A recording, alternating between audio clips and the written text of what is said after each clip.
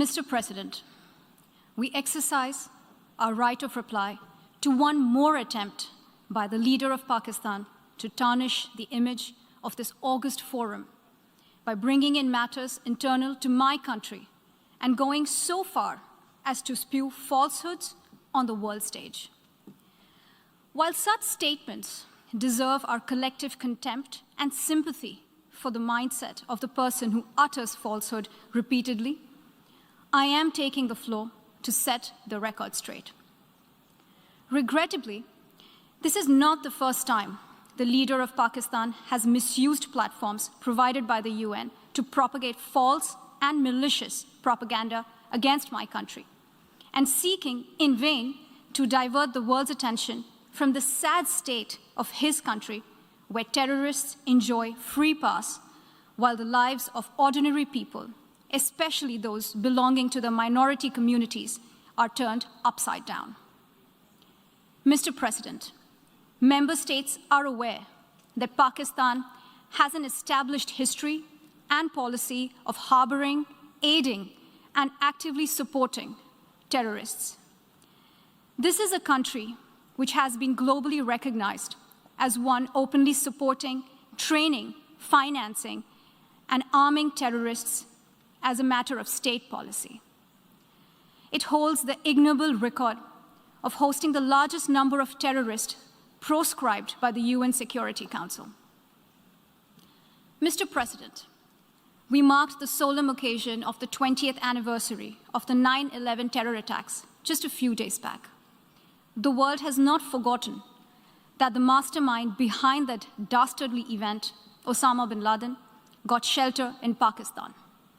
Pakistan leadership continues to glorify him as a martyr. Regrettably, even today, we heard the leader of Pakistan trying to justify acts of terror. Such defense of terrorism is unacceptable in the modern world. We keep hearing that Pakistan is a victim of terrorism. This is the country which is an arsonist disguising itself as a firefighter. Pakistan nurtures terrorists in their backyard in the hope that they will only harm their neighbors.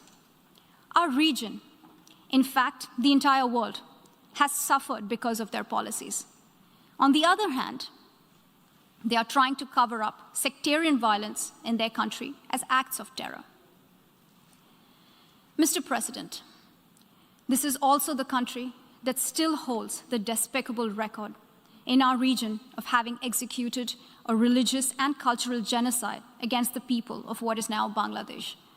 As we mark the 50th anniversary this year of that horrid event in history, there is not even an acknowledgement, much less accountability. Today, the minorities of Pakistan, the Sikhs, the Hindus, the Christians, live in constant fear and state-sponsored suppression of their rights.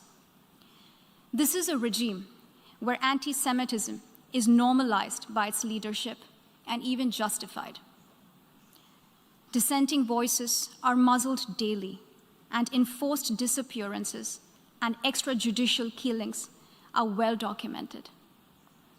Mr. President, unlike Pakistan, India is a pluralistic democracy with a substantial population of minorities who have gone on to hold highest offices in the country, including as President, Prime Minister, Chief Justices, and Chiefs of Army Staff.